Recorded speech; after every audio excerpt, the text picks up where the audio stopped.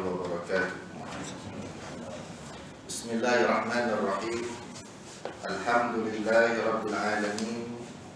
Wassalatu wassalamu ala Sayyidina Muhammad sallallahu alaihi wasallam wa ala alihi wa ashabihi wa man tabi'ahum bi ihsanin ila yaumiddin.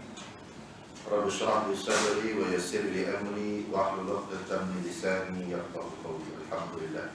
Pada Tuan Imam, Tuan Bilal, pengurusi hari tuan puasa, tuan-tuan, puan-puan, hadirin-hadirat yang dirahmati Allah sekalian. Alhamdulillah, kita dapat bertemu dalam kuliah kita pada malam ini, tuan-tuan. InsyaAllah menyambung kembali daripada bab khilafiyah ini, perkara yang ke-88, muka surat 448. Muka surat 448, selawat tip. Soalan ini, tuan tahu selawat tip ya? Tak tahu, tuan-tuan cari dalam Google. Masing-masing ada telefon kan? Tengok apa dia selawat tip. Baik, persoalan, ada pendapat menyatakan bahawa mengamalkan selawat tip itu adalah bid'ah, dalalah, malah mengandungi unsur syirik. Jadi apakah pandangan? Tibil ulu bidawa'iha wa'afiyatil abdani wa syifa'lah. Sampai dia selawat tip tu. Jadi apa sebenarnya selawat tip? Jadi selawat tip ini dikarang oleh para ulama yang terdahulu, walaupun dia bukan berasal daripada Nabi SAW. Jadi para ulama membolehkan mengamalkannya kerana dalam kandungannya itu memuji Nabi SAW dan mengagungkan Nabi. Itu memang disuruh. Itu satu. Selawatnya macam-macam, tuan-tuan. Ada 101 orang sekarang macam-macam, tuan-tuan, masya-Allah. Jadi kita boleh tengoklah selawat-selawat itu, semualah selawat itu memuji Nabi, dan memang kita disuruh memuji Nabi, berselawat kepada Nabi SAW. Dan jika dikatakan bid'ah dalalah kerana tidak pernah atau disuruh oleh Nabi, para ulama menyatakan apa yang tidak pernah disebut dan disuruh oleh Nabi itu tidak semestinya bid'ah dalalah. Ini satu pernyataan yang paling penting. Perkara-perkara yang tidak buat, yang tidak dilakukan oleh Nabi, tidak disuruh oleh Nabi, bukan semestinya dia itu bid'ah sesat. Banyak yang tak ada pada zaman Nabi. Ini pembesar suara semua tadi. Jadi mata pun tadi. Tuan-tuan, kapet yang cantik-cantik ni pun belum tentu ada pada zaman Nabi, kan? Lampu elektrik macam-macam tadi, kenderaan pun tadi. Baik, takkan naik motor bid'ah tu kan? Kacau. Naik kereta bid'ah, kacau. Telefon lagi bid'ah, tuan-tuan. Macam telefon lagi bid'ah, kacau. Jadi Sayyidina Ali dan Ibnu Mas'ud radhiyallahu anhuma pernah mencipta sendiri selawat yang tidak pernah diajarkan oleh Nabi dan diikuti oleh para ulama. Sayyidina Ali dan Sayyidina Ibnu Mas'ud mencipta selawat untuk Nabi, puji-pujian kepada Nabi. Jadi bukan bermaksud sama lah macam selawat tip ini yang yang dicipta, yang dikarang oleh para ulama itu adalah satu kesesatan. Baik, tidak pernah diajarkan, itulah yang diikuti para ulama. Dan dikatakan dalam selawat tersebut ada pujian yang melampau kepada Nabi, penyembuh dan penawar hati, penyihat dan penyembuh badan, penerang dan pencerah pandangan, yang diambil daripada sifat-sifat Tuhan. Di akhir jawapannya, di akhir surah Taubah, surah At-Taubah ayat 129. Ini yang hebat, surah Taubah ini, tuan-tuan. Dalam itu disebut apa, tuan-tuan? Sifat-sifat Nabi. Sifat-sifat Nabi ini apa dia? Disebut sifat Nabi Raufur Rahim. Ar-Rauf, pemberi maaf, Ar-Rahim, pengasih dan penyayang. yang kedua-duanya adalah sifat Allah. Apa dia? Laqad ja'akum rasulun min anfusikum. Tahu ayat tu kan? Sampai habis. Apa makna dia? Tengok sendiri. Kan? Senang aja. Buka telefon, putar keluar. Kan? Jadi apa makna dia? Ada sifat yang disebut sebagai Ar-Rauf dan Ar-Rahim. Kedua-duanya sifat Allah. Juga dalam sifat Nabi Yusuf, dalam surah Yusuf, Nabi Yusuf itu disebut Hafizun Alim. Hafiz yang penjaga dan alim yang mengetahui. Tapi sifat itu khusus untuk Nabi, bukan sifat itu khusus untuk Allah. Perkataan sama, tapi maknanya khususnya itu berbeza-beza. Faham tuan? Orangnya orang baik, Allah Ta'ala bagi baik, sama je perkataan. Tapi maknanya kalau kepada Allah dia lebih lah, kan? Kepada manusia sekadar sifat manusia. Bahasa dia tuan-tuan, apa yang pelik, kan? Bahasa dia, ya? Sekadar kerana sifat Allah digunakan pakai untuk Rasul dan Nabi. Ketahuilah bahawa sifat Allah yang disifatkan kepada para Rasul ini mempunyai makna kiasan. Manakala sifat yang ada pada Allah Ta'ala sifat yang hakiki. Sifat hakiki itu ada pada Allah Ta'ala. Sifat kepada Nabi ini pemaaf. Macam kita pemaaf, Nabi lagi pemaaf, tuan. Tapi Allah itu maha pengampun, lagi maha maafun sorry. Baik. Dalam riwayat Bukhari, dalam riwayat Imam Bukhari, Sayyidina Umar memohon hujan dengan bertawassul kepada Sayyidina Abbas, bapa saudara Nabi. Hujan turun dan para sahabat berebut-rebut menyentuh Abbas dan menyatakan, "Selamat atas kamu wahai penurun hujan untuk Haramain." Penurun hujan ini adalah Allah Ta'ala. Sedangkan Sayyidina Abbas ini penurun hujan secara majazi saja, kiasan, yaitu dengan keberkatan turunnya hujan tadi. Wahai orang yang menurunkan hujan, dia bukan turunkan hujan, dia minta aja. Minta dengan bertawassul kepada Nabi, minta turun hujan. Atau tak payahlah minta turun hujan, hari-hari hujan turun. Minta turun air pula, turun duit ke, turun apa. Jangan minta turun hujan, dah hari-hari hujan. Kacau pula lah. Minta turun air, ya, dengan berkat, ya. Ibnu Abbas bertawassul kepada Nabi, minta turun hujan, ya. Begitu juga yang disebut dalam kitab Burdah Berzanji Ad-Dibai. Kitab puji-pujian pada Nabi itu, kitab Berzanji itu, tuan-tuan, Syaraful Anam. Yang lain-lain ditulis para ulama terkenal memuliakan, mengagungkan Nabi dan menyifatkan Nabi sebagai kiasan, bukan sebagai sebenar-benarnya itu kuasa Allah Subhanahu Wa Taala. Jadi ini hanya sekadar bahasa, tuan-tuan, ya. Baik.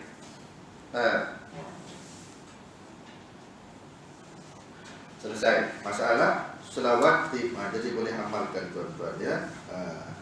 Tak ada masalah. Satu selawat tafrijiyah, ya.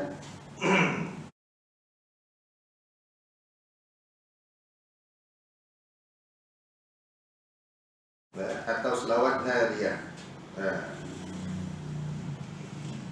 Tuan-tuan, apa itu selawat tafrijiyah? Atau dipanggil selawat nariyah. Ada pendapat menyatakan bahawa selawat tafrijiyah atau dengan nama lain disebut sebagai selawat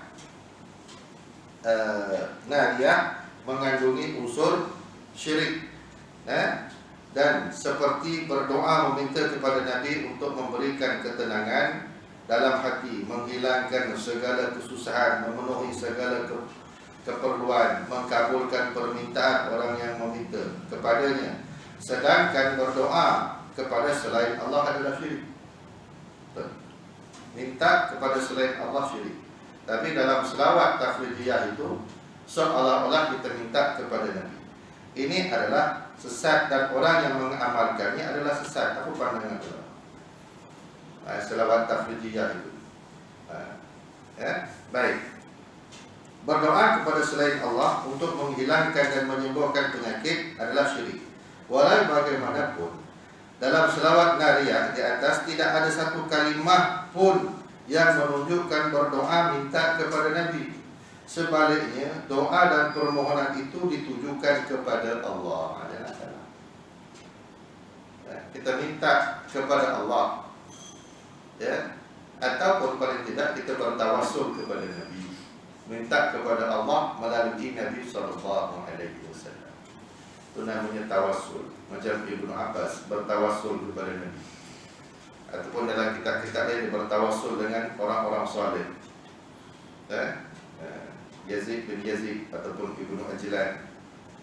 Itu kalau nak minta turun hujan, tuan-tuan, kerana hujan dah turun, tak payah minta lah. Minta lah benda lain, boleh.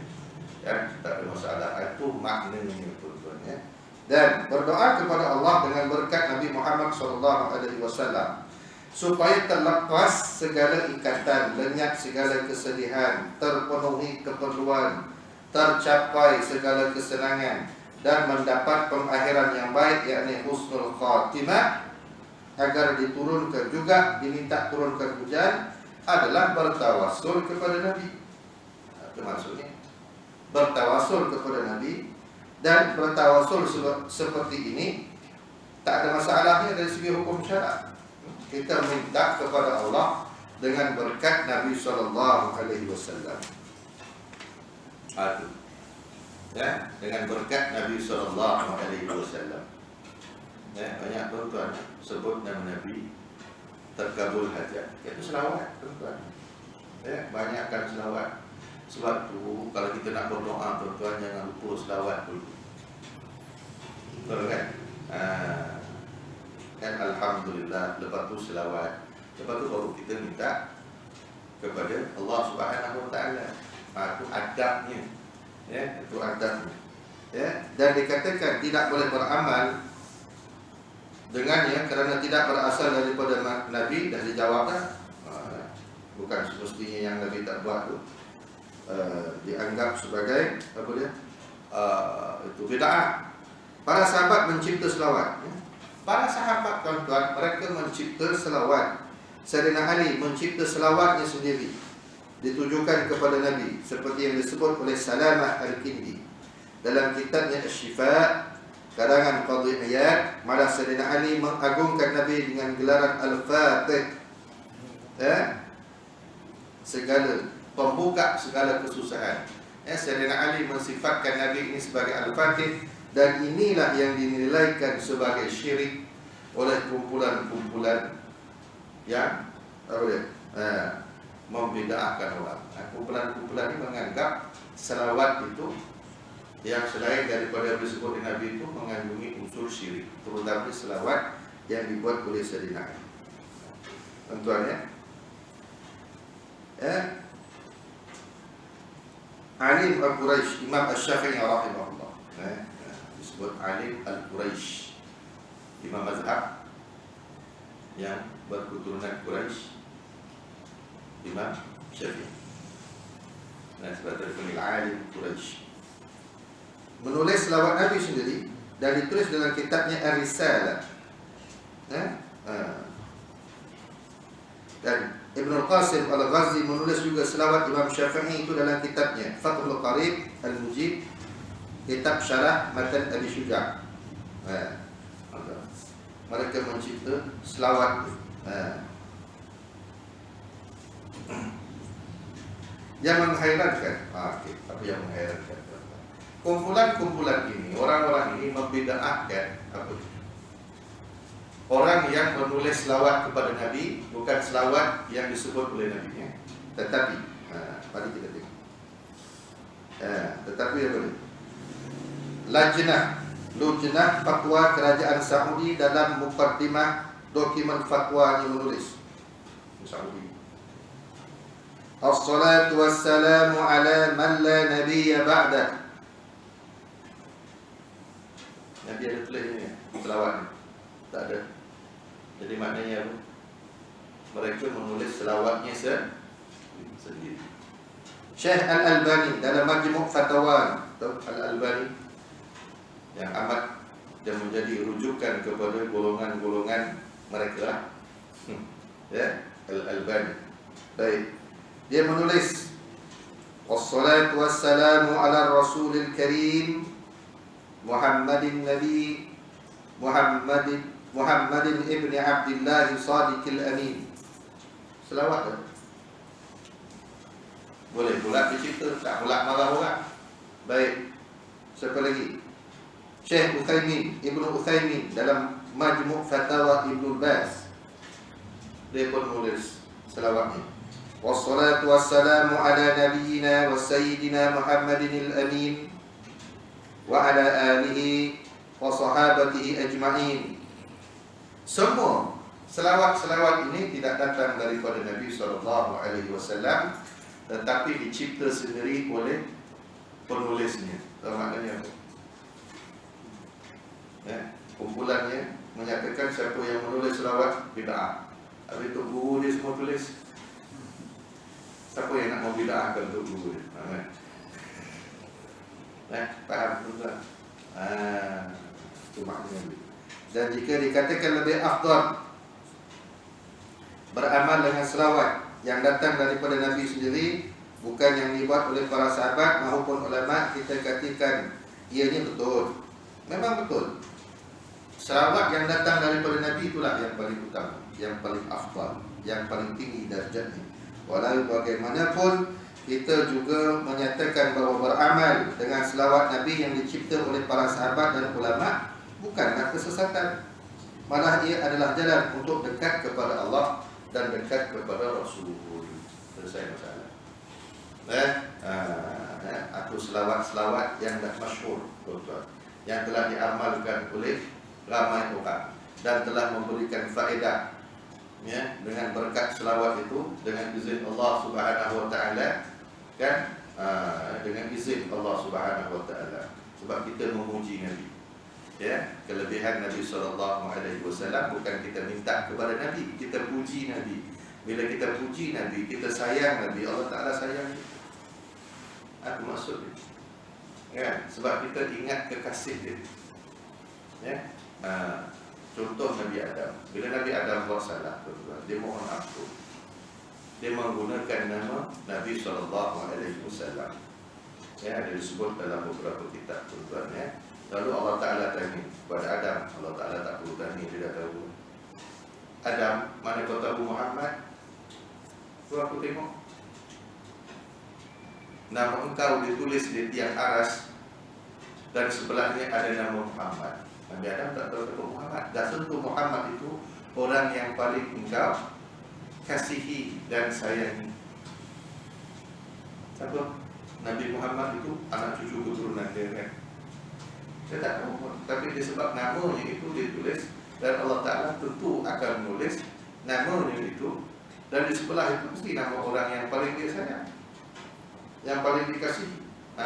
Maka dengan sebab itu dia meminta bertawasul dengan mohon kepada Allah dengan nama Muhammad, maka diampunkan oleh Allah Subhanahu wa taala kan kesalahannya. Masya-Allah, tuan-tuan, ya. Orang-orang di Maghribi, ini kisah lah, tuan-tuan. Orang-orang di Maghribi memanggilnya selawat nariyah. Kerana jika mereka ingin mengharapkan sesuatu atau ingin menolak sesuatu, mereka berkumpul dalam majlis dan membaca selawat nariyah ini 4,444 kali. Ingat kalau kita buat ni, tuan-tuan, 2 hari tak ada. 4,444 kali. Macam tuan-tuan, kan? Berapa jam Nabi ni, tuan-tuan? Kalau lepas isyak tu mau subuh, siap buat makan malam dengan sarapan ke. Yang nak baca pun tak tahu, ada 3 orang tinggal. Dia kalau ada hajat, dia baca 4,444 kali. Ada masyarakat di Maghrib. Imam Ad-Dainuri, ya, Imam Ad-Dainuri, Imam Qutaibah Ad-Dainuri, imam besar hadis, ya, wafat tahun 276 Hijrah. Imam Ad-Dainuri menyatakan, sesiapa yang membaca selawat ini, selawat Nariyah ini, selepas solat fardu 11 kali dijadikan sebagai wirid, maka rezekinya tidak akan putus, di samping mendapat kedudukan dan tingkatan orang kaya. Rezeki belum dapat, baca je selawat kaya. Rahmat Allah mencurah-curah. Ya, 11 kali, setiap kali lepas salat. Fadal, silakan tuan-tuan. Dia bukan benda wajib, amalan. Tak salah, sebab selawat. Selawat apa? Puji Nabi.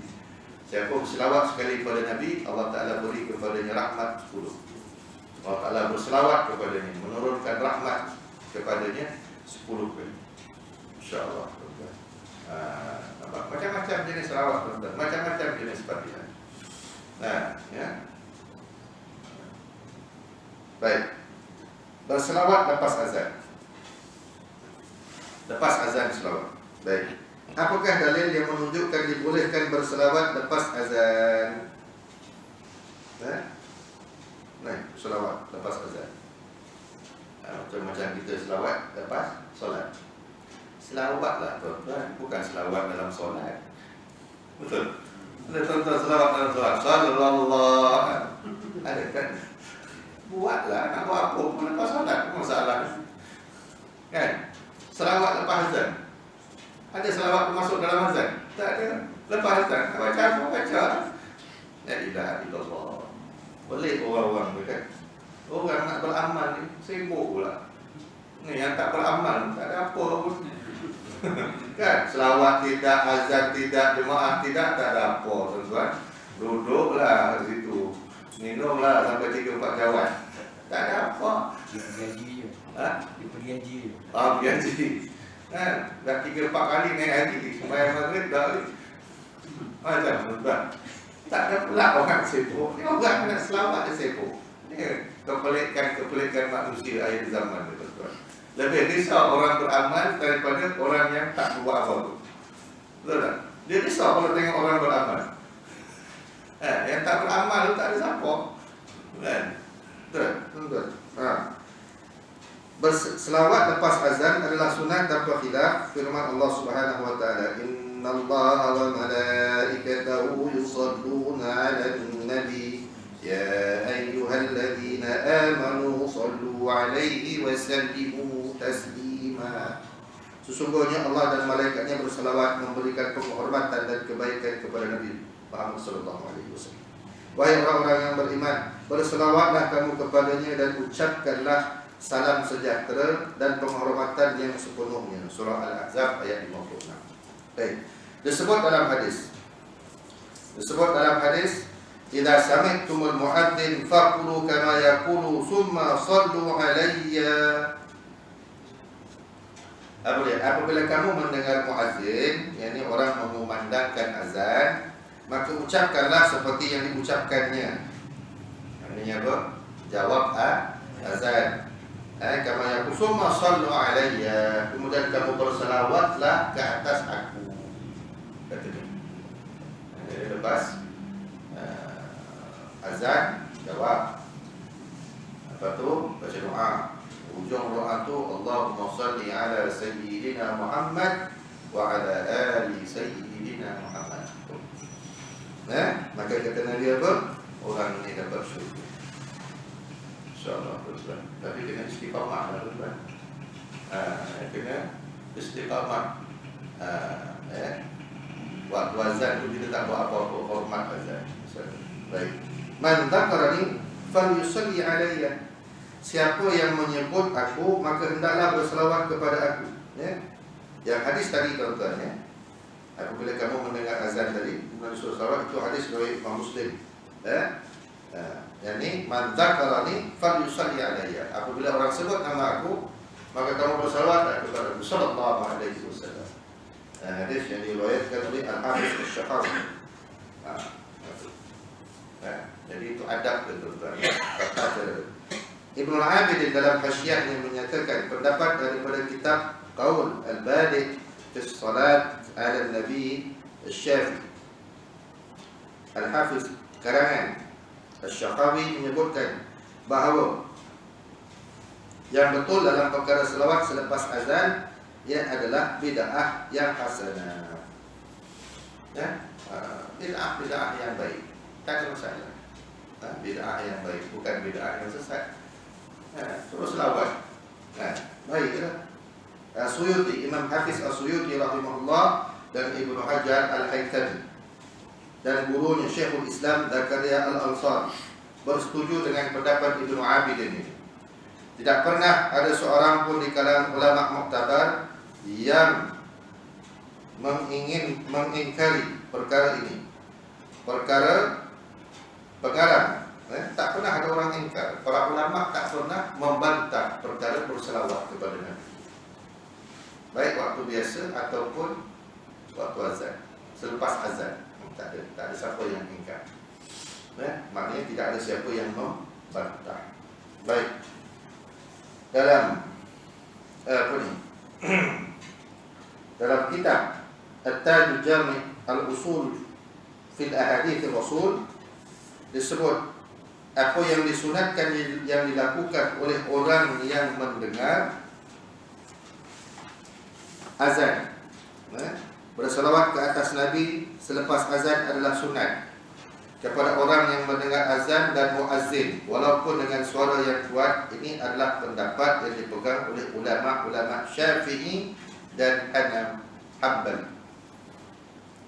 Ulama-ulama Syafi'i dan ulama-ulama mazhab Hanbali lepas azan tak ada masalah, sunat untuk berselawat lepas azan. Dan ianya adalah bid'ah yang hasanah, bid'ah yang baik, tak ada masalah. Ulama kata tak ada masalah. Bukan selawat itu masuk dalam azan, tak. Menambah-nambah azan, tak. Yang itu memang bid'ah. Kalau masuk dalam azan, confirm bid'ah. Yang ini tak, di luar azan, baca lampu kan, baca kuat ke, baca perlahan ke, tak baca ke, tak baca lagi teruk lah. Selawat je pun tak sampai 10 saat. Allahumma salli ala Sayyidina Muhammad wa ala ali Sayyidina Muhammad. Allahu Akbar. 10 rahmat tu tuan-tuan, 10 rahmat tu. Baik. Itu yang disebut oleh Ibnu Al-Abid.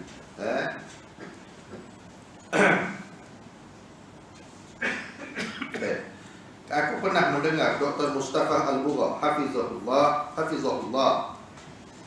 Mustafa Al-Bugha yang menyusun kitab Mazhab Syafi'i,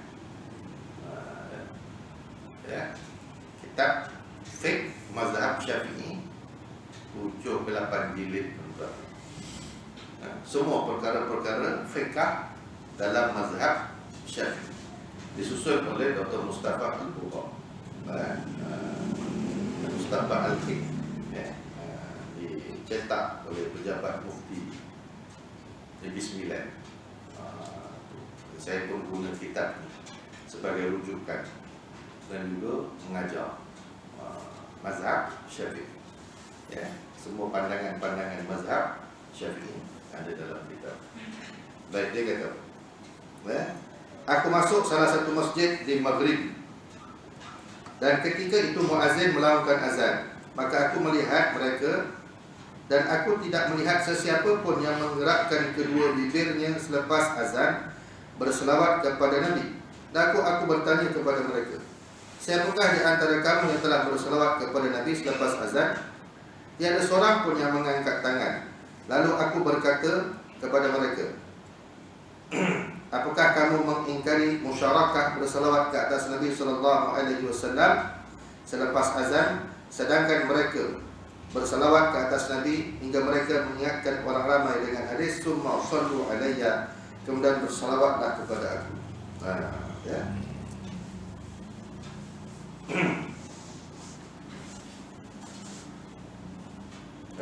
Dia ingatkan orang ramai, mbak apa dia tak ada orang nak berselawat. Jadi Dr. Mustafa itu boleh orang tak berselawat selepas azan. Sedangkan bila dalam hadis, bila Nabi suruh lepas azan, summa sallu alayya, kemudian berselawat kepada aku.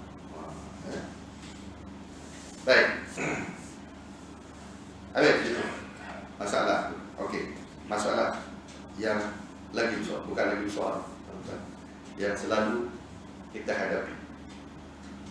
Berselawat dan berdoa secara kuat di antara 2 rakaat solat tarawih. Ini masalah besar. Ya, azan tadi masalah kecil kan. Ini yang tarawih ni masalah besar. Allahumma sholli ala Muhammad. Kan? Itu yang jadi pertikaian. Apa orang ni selawat buat-buat ni, kan? Bilal kuat, makmum kuat, kan? Padahal sembahyang 10 orang tu. Sebab dia pakai mic kan. Tunjuk hebat surah tuan-tuan kan. Satu pantai dalam kedua. Kan? Lagi kalau dah hujung-hujung terawih tuan-tuan kan, dia salah. Dah hujung-hujung tuan-tuan, kadang kesian tengok imam Bilal ada 2 atau 3 orang. Allah, yang lain tak balik kampung tuan-tuan. Tak tahu lah, dah 2 tahun tak balik kampung kan. Tuan-tuan tengok tahun depan, kan? Allah tak tahu lah. Raya yang paling besar tadi. Ya, selepas 3 tahun tak raya. Baik, 2 tahun. Apa pendapat yang menyatakan selawat dan membaca doa secara kuat, nyaring di antara 2 rakaat tarawih adalah bid'ah? Kan antara kita selawat lepas tarawih antara 2 lepas 2 rakaat tu kan, macam-macam selawat, yang panjang, yang pendek, Allahumma sholli ala Muhammad, kan? Baik, perlu diketahui bahawa tidak ada nas Al-Quran maupun hadis yang menyuruh kita berselawat atau berdoa secara kuat antara 2 tarawih. Memang tak ada. Secara khusus tak ada. Secara khusus memang tak ada. Okey, itu persoalan. Jadi walau bagaimanapun harus juga diketahui bahawa tidak ada nas daripada Al-Quran maupun hadis yang melarang berbuat demikian. Tahu tak ada nas yang menyuruh kita, tak ada yang menyuruh dan melarang, tak ada yang menyuruh dan tak ada yang melarang. Jadi perkara ini sebenarnya rahmat selama tidak ada dalil ataupun qarinah, alasan yang melarang. Qarinah ni bukti-bukti, tanda-tanda yang melarang sesuatu perkara dilakukan, ianya memberikan ruang kepada para mujtahid untuk berijtihad. Tak ada larangan dan tak ada suruhan, sebab tidak ada dalil ataupun qarinah, bukti-bukti, tanda-tanda. Jadi bebas kepada para mujtahid untuk berijtihad. Adapun orang awam yang tidak memiliki syarat-syarat ijtihad, memadai mengikut pendapat Imam Madhab. Jadi kita yang tak mencapai tahap ni, ikut ajalah. Sebab kita tak cukup syarat untuk berijtihad, kita follow ajalah, ikut ajalah apa-apa yang telah disebut oleh para imam kita. Okey, dalam perkara ini Syekh Atiyah As-Saqaf dalam kitabnya Fatwa Ahsan Al-Kalam, laisa hunaka nassun minhu min adh-dhikri aw ad-du'a'i aw qira'ati al-Qur'an baina kulli rak'atayn min at-tarawih wa huwa dakhilun tahta al-amr al-'am. Kata Syekh Atiyah, tidak terdapat nas dalil yang menegak ataupun melarang daripada berzikir atau berdoa atau membaca Quran di antara setiap 2 rakaat solat tarawih, dan ia berzikir, berdoa dan membaca Al-Quran termasuk di bawah perintah-perintah umum. Tak ada, tak disebut secara jelas, maka bebaslah nak baca apa pun. Selama dia tidak mengganggu orang, tuan-tuan dan sebagainya. Untuk perintah berselawat, ia adalah disuruh dalam Al-Quran. Perintah selawat memang ada. Perintah selawat boleh dilakukan. Jadi selawat ni bila-bila je, tak ada masalah, bila nak buat. Jadi berdoa selepas solat, berdoa selepas solat tarawih tu kan, doa pendek tu, sama ada fardu ataupun sunat, digalakkan dalam syarak. Berdoa selepas solat. Solat fardu tu, orang tanya Nabi, mana nak solat, nak berdoa lepas solat fardu, mustajab. Lepas solat fardu, setiap hari 5 kali datang kepada dia. Masya Allah. Aku yang suruh berdoa. Kebetulan imam pula doa. Kita tolonglah amin. Kan? Kita dah tak pandai nak doa. Kan? Tak hafal pun tak larat. Kan? Imam dah baca, ikut je lah. Kan? Apa masalah? Kan? Tak ada masalah, ikut je. Amin ni. Ya, baik. Digalakkan. Perkara ini adalah jelas. Barangkali yang menjadi persoalan adalah berdoa secara berjamaah. Ini persoalan. Ini bila berdoa berjamaah, ramai-ramai itu kan. Imam baca kuat, lepas tu yang lain amin oleh jemaah yang lain. Perkara ini bukanlah bid'ah kerana telah sabit. Okay. Baca doa ramai-ramai ini boleh. Sabit daripada Hubayb bin Maslamah Al-Fihri, salah seorang yang mustajab doa. InsyaAllah Hubayb bin Maslamah Al-Fihri, doanya mustajab. Ketika dia memimpin tentera menghadapi musuh, berkata kepada tenteranya, aku pernah mendengar Nabi SAW bersabda, tidak berkumpul satu kumpulan, lalu salah seorang yang berdoa dan diaminkan oleh yang lain, melainkan akan dikabulkannya. Ya, baik. Selepas itu beliau menyebut kisah yang mana ketua musuh datang menyerah diri. Tak jadi perang, kan? Berdoa kepada Allah, musuh serah diri. Macam tu, kan? Berapa banyak masa, berapa banyak nyawa, berapa banyak harta benda dapat diselamatkan. InsyaAllah. Jika ada yang beralasan tidak dibuat oleh Rasulullah, maka dijawab, dalam keadaan usul perkara yang tidak dibuat oleh Rasulullah, itu dipanggil at-tark. Uraian tentangnya dirujuk dalam perbincangan awal itu. Apa benda yang tidak dibuat oleh Nabi? Betul? Jika ada yang beralasan ia tidak dibuat oleh Nabi, maka dijawab, Nabi tak buat tu bukan bermakna tak boleh buat. Baik. Nampak tuan-tuan? Tak ada masalah untuk berdoa beramai-ramai dan diaminkan oleh orang. Tak menjadi kesalahan. Baik. Jadi amalan berselawat secara kuat dan berdoa bukanlah bid'ah dhalalah, kerana umum daripada Al-Quran dan hadis kaedah usul maka diberikan ganjaran yang melakukannya. Okay. Kalau orang tu kata haram, apa bukti haram? Biasanya dia tak ada bukti, tak ada dalil. Yang dia katakan tak dilakukan oleh Nabi. Kita dah bincang kan? Benda yang tak dilakukan oleh Nabi tak semestinya haram. Benda tu tak ada dalil, buatlah selama mana tidak bertentangan dengan hukum syarak. Lainlah kalau tuan-tuan lepas terawih joget, menari, karaoke, haram. Betul, tuan-tuan kan? Betul, kan? Lepas terawih selawat, la ilaha illallah. Orang tak gaduh pula dengan orang yang tak terawih. Betul. Yang tak terawih tak marah lah. Betul, tuan-tuan. Kan? Yang tak terawih tak marah. Betul boleh. Orang yang lepas terawih main mercun, main meriam. Dia marah tak? Tak marah lah. Yang dimarah orang yang selawat lepas terawih, itu dia marah. Pelik tak? Macam tuan-tuan. Kan? Inilah kepelikan. Orang beramal marah, orang tak beramal. Kan? Tu yang lepak tu, terawih tidak, 8 tidak, 20 tidak. Apa lepak tuan-tuan. Daripada lepas buka sampai ke tengah malam lepak. Dan sembahyang apa mana? Tak ada gaduh. Baik. Jadi jika amalan ini dikatakan bid'ah yang sesat hanya kerana berselawat memuji Rasul ataupun berdoa minta kepada Allah secara kuat di antara dua tarawih, akan memasukkan orang itu ke dalam neraka. Ini betul. Berselawat doa masuk neraka. La haula wala quwwata illa billah. Berdoa berselawat masuk neraka, tuan-tuan. Pelik ya? Macam neraka tu bapak dulu. Betul? Masuk neraka, masuk syurga ni hak Allah Subhanahu wa ta'ala. Ya. Jangan kita sebut dengan amalan yang banyak tu masuk syurga. Masuk syurga tu bukan dengan sebab dengan amal. Masuk syurga tu dengan sebab rahmat Allah.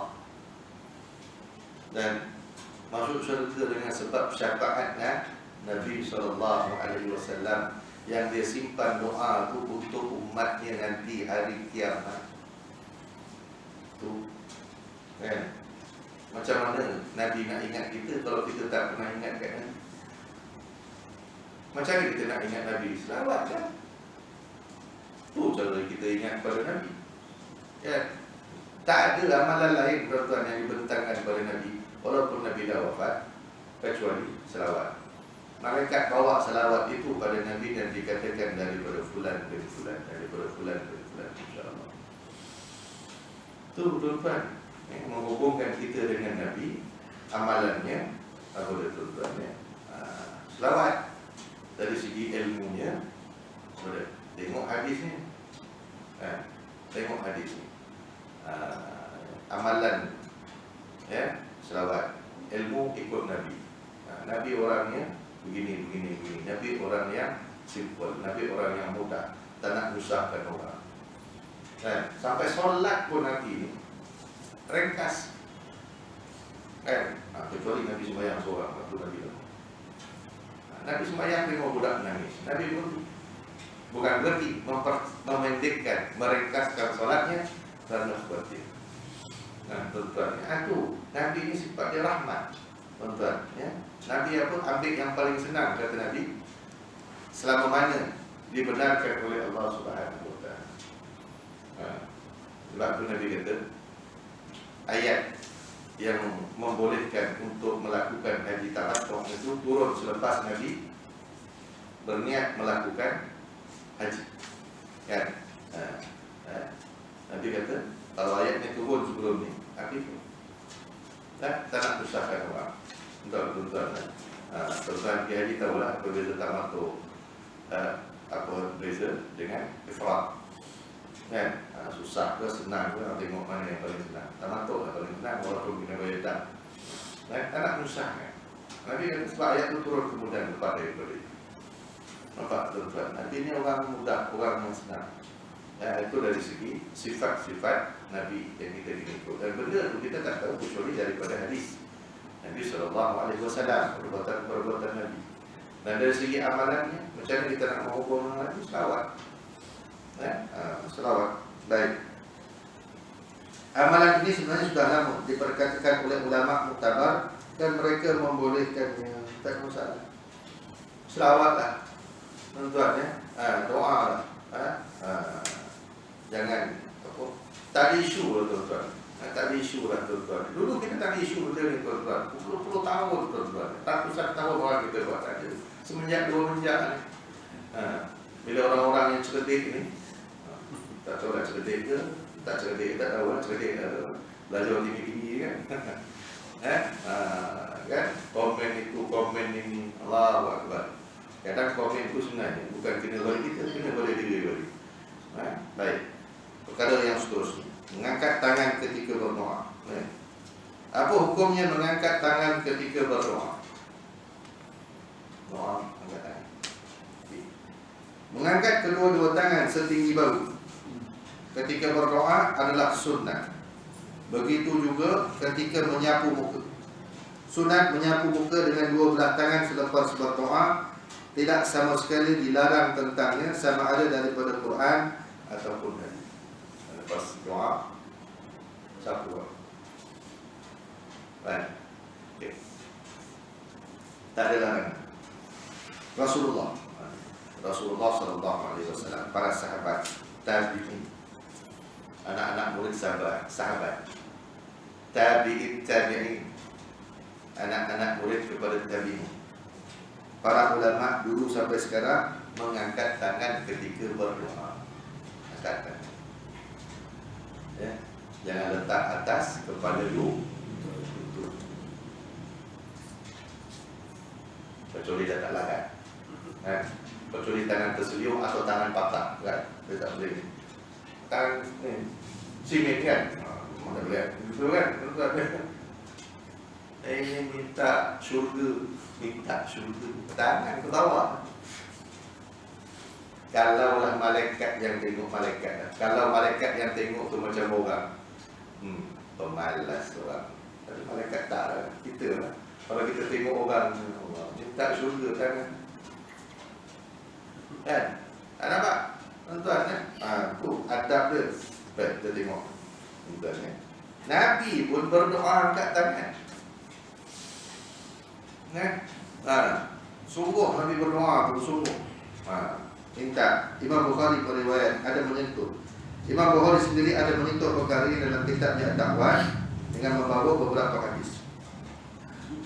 Ada 3 hadis. Pertama, ketika Nabi SAW balik daripada peperangan Khaybar, baginda memutuskan Abu Amir mengetuai tentera ke Al-Artas, dan Abu Amir itu syahid. Sebelum syahidnya, dia sempat berkata kepada Abu Musa Al-Ash'ari, wahai anak saudaraku, pergi berjumpa dengan Nabi SAW dan katakan kepada baginda, mohonkan ampun untuk diri aku. Abu Amir ini cakap dengan anak saudara dia Abu Musa, nanti balik berjumpa Nabi, minta Nabi doakan aku, minta ampun kepada Allah untuk aku. Kemudian dia pun syahid. Kata Abu Musa, aku terus kembali kepada Nabi SAW, lalu menghabarkan kepada Nabi perkara tadi. Baginda meminta air untuk berwudu. Kemudian baginda mengangkat kedua tangannya, lalu berdoa kepada Allah, ya Allah, ampunkanlah dosa hamba-Mu ini, Abu Amir, dan aku melihat sendiri keputihan ketiak Nabi. Nabi angkat tangan, nampak putihnya ketiak Nabi. Maknanya betul-betul orang minta Nabi doakan dia, Nabi pun doa. Nabi angkat tangan sampai nampak putih. Bila angkat tinggi tentu nampak. Kalau angkat rendah tak nak nampak. Itu maksudnya. Baik. Satu, Nabi berdoa, angkat tangan. Rafa'an Nabi SAW yadaihi wa qala Allahumma inni abra'u ilaika mimma sana'a Khalid. Nabi mengangkat kedua-dua tangannya dan berdoa, ya Allah, aku berlepas diri daripadamu, daripada apa yang dilakukan oleh Khalid 2 kali. Riwayat Imam Bukhari. Nabi angkat. Dalil yang ketiga daripada Abu Abdullah kata Uwais, Muhammad bin Ja'far telah memberitakan kepada aku daripada Yahya bin Sa'id dan Syarif bahawa kedua-duanya telah mendengar daripada Anas bahawa Nabi SAW telah mengangkat kedua tangannya ketika berdoa hingga nampak kulitnya berwarna putih di bawah kedua-dua ketiak. Nabi angkat sampai nampak putih. Baik. Al-Hafiz Ibnu Hajar Al-Asqalani meriwayatkan hadis yang pertama menjadi hujah untuk menolak pendapat orang yang menyatakan bahawa berdoa dengan mengangkat kedua-dua tangan hingga menampakkan kulit berwarna putih di bawah ketiak tidak boleh dilakukan melainkan untuk minta hujan. Ada orang yang kata mengangkat tinggi-tinggi itu minta hujan. Tolak. Sebab Nabi mengangkat kedua tangan tinggi bukan minta hujan. Nabi minta doa. Nabi berdoa untuk Abu Amir. Kemudian bahkan hadis yang pertama juga dan hadis berikutnya menjadi dalil bagi menolak pendapat orang yang menyatakan bahawa kedua-dua tangan langsung tidak boleh diangkat semasa berdoa melainkan berdoa minta hujan. Juga salah. Mereka berpegang kepada hadis Anas yang bermaksud Nabi SAW langsung tidak pernah mengangkat kedua-dua tangannya ketika baginda melainkan berdoa minta hujan sahaja. Hadis ini memang sahih, tetapi ulama telah menyatukan hadis ini dengan hadis Anas tadi, dengan ketiga-tiga hadis tadi, dan semuanya mempunyai makna yang sama dengan pentafsiran bahawa penafian mengangkat tangan oleh baginda yang dinyatakan oleh Anas itu dari segi mengangkat tangan saja dan bukannya menafikan langsung tidak mengangkat tangan. Cara mengangkat tangan itu tinggi sampai nampak. Minta hujan itu lagi tinggi. Tinggi. Bukan menafikan Ya, Nabi kalau minta hujan tu masuk Anas tu habis tu lagi tinggi. Dan tuan-tuan, itu maksud dia. Jadi hadis ini boleh. Baik.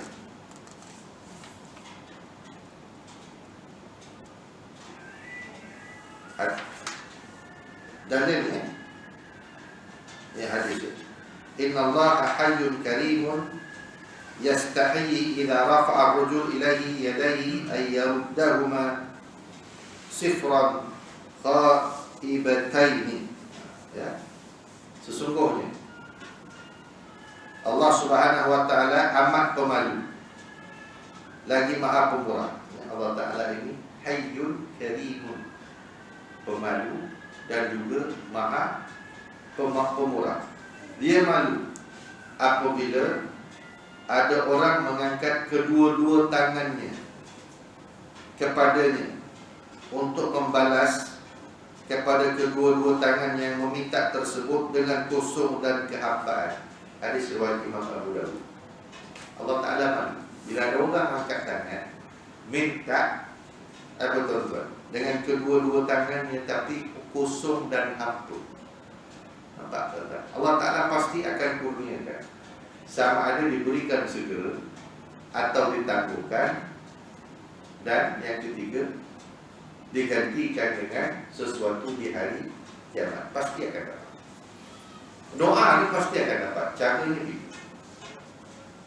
Time itu juga dapat. Hebat tuan-tuan. Doa minta makan, terus datang makanan tuan-tuan. Silap minta makan, minta emas tuan-tuan. Terus juga datang doa. Minta emas datang, baru datang. Saya minta makan, minta bulat dan semua ni makan dan berhenti, mintalah emas ke, duit ke. Dan datang terus tuan-tuan. Allahu Akbar, ini memang mustajab doa. Nasib kata dulu. Orang macam ni jangan buat main tuan-tuan.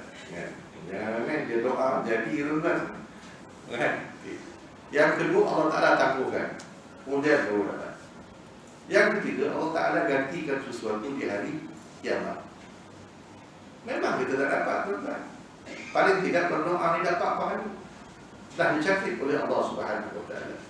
Sebab tuan-tuan, apa yang Tuhan bagi itu, tuan-tuan, kita minta, itu cita rasa kita. Yang Tuhan bagi itu cita rasa kita. Nah, kita rasa benda itu baik. Allah Ta'ala kata tak nak bagi. Memang kau minta itu benda baik, tuan-tuan. Tapi benda baik akan boleh jadi tak baik. Allah Ta'ala lebih tahu. Kenapa dia tak bagi? Dan kenapa dia tangguhkan? Itu rahsia Allah Ta'ala. Kenapa digantikan dengan pahala hari kiamat? Itu hak Allah Subhanahu wa Ta'ala. Bukan cita rasa kita. Kalau cita rasa kita, ya, sebab itu Allah Ta'ala sebut dalam Quran, kau sesuatu, kau rasa baik, sedangkan ada keburukannya. Sesuatu yang kau rasa buruk, kan, sebenarnya ada kebaikannya. Itu rahsia Allah Ta'ala. Kita ni tuan-tuan, redha, terima je apa yang ada. Dan terima je apa yang ada. Itu yang paling baik. Ya? Baik ke, apa yang datang ke, redha. Syukur, alhamdulillah. Baik. Kan Rasulullah sallallahu alaihi wasallam idza rafa'a yadayhi fi du'a lam yuhidhuma hatta yamsaha bihima wajha. Adalah Nabi sallallahu alaihi wasallam apabila mengangkat kedua-dua tangannya semasa berdoa, baginda tidak meletakkan melainkan setelah baginda menyapu kedua-dua tangannya ke muka. Hadis ini diriwayatkan oleh Imam At-Tirmidzi. Nabi tak akan letak kecuali dah sapu kat muka. Tuan-tuan, sekarang nak sapu kat muka ada emas. Sapu je lah kat luar. Kan? Syarat ikut sunnah Nabi. Ini sunnah Nabi. Nabi angkat, itu sunnah. Sebab Nabi buat. Mana Nabi sapu? Sunnah. Sebab Nabi buat. Okey, jelas. Tak ada bantahan. Dan itu yang diamalkan oleh para sahabat, tabi'in, ulama sampai sekarang. Jadi tak ada orang yang menyalahi perbuatan Nabi. Faham tuan-tuan? Jadi kalau nak berdoa, angkatlah tangan. Angkat tangan. Jangan letakkan tangan kat lantai. Ya Allah, malas subuh. Tak larat Ustaz, bulan puasa Allah. Angkat tangan pun tak larat. Bukan subuh pegang. Kan? Orang zaman dulu puasa pegang, kita angkat jangan angkat tangan. Nak angkat biji mata. Nak angkat tangan Ustaz, nak angkat biji mata ni. Assalamualaikum. Tuan-tuan, Allah Akbar. Termula ekor subuh ni. Hujan pula tu, ya Allah. Kan? Dah lah tuan-tuan, dapat setengah. Tuan-tuan, nanti setakat nanti kita sambung. Banyak lagi dalil tuan-tuan. Banyak dalil yang menunjukkan Nabi angkat tangan, Nabi sambung. Kita mau baca dulu dalil, nanti kita sambung kesempatan yang akan datang. InsyaAllah. Alhamdulillah. Bismillahirrahmanirrahim. Allahumma aghnina bil ilmi wa zayyina bil ilmi wa ajirna bil taqwa wa jannibna bil afiyah. Rabbana atina fid dunya hasanah wa fil akhirati hasanah wa qina adzaban nar. Sallallahu ala sayyidina Muhammad wa ala alihi wa sahbihi ajma'in. Walhamdulillahi rabbil alamin. Amin. Allahu ta'ala a'lam. Assalamualaikum